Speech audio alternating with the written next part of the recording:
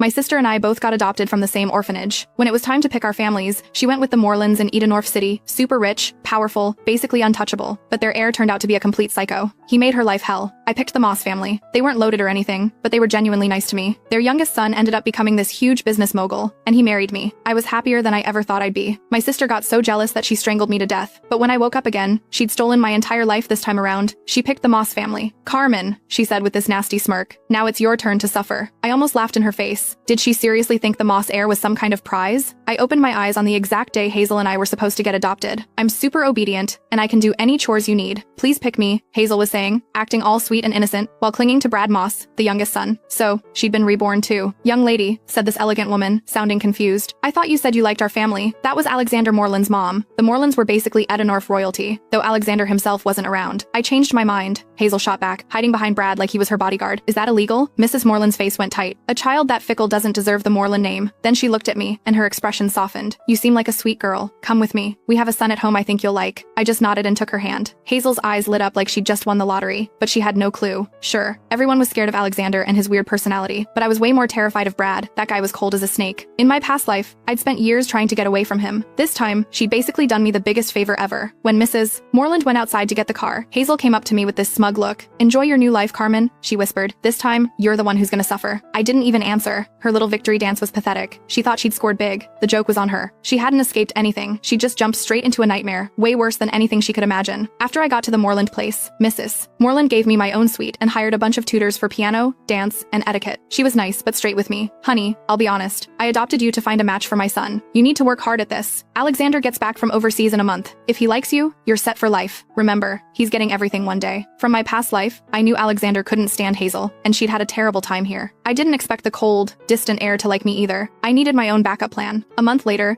the Morelands threw this huge party to welcome Alexander home. All the big shots in Edenorf showed up, including the Moss family since they had business connections. Across the ballroom, Hazel spotted me right away. She was wearing this white dress, trying to look all innocent, and came gliding over with a sharp smile. Have fun tonight, Carmen, she whispered. This is gonna be the most humiliating night of your life. I remembered this party from my last life. That's when she first met Alexander. He'd taken one look at her, made a disgusted face, and told her to get lost in front of everyone. She'd clung to him anyway, announcing herself as his future wife. He'd literally kicked her away. But I'd been reborn too. I knew how her story ended, and I'd already planned something different. Hazel was waiting for me to get humiliated like she did. She was in for a shock, but she was about to be disappointed. Right before Alexander was supposed to make his big entrance, I caught him in a private study. It was our first time meeting. He was way taller than me, seriously good looking, and had this cold, don't come near me vibe. Yeah, he definitely wasn't easy to approach. I handed him a document. I know you just got this new project, but you're not sure what to do with it. Here's my proposal. I guarantee it'll make money. I might have grown up in an orphanage with just a high school diploma, but I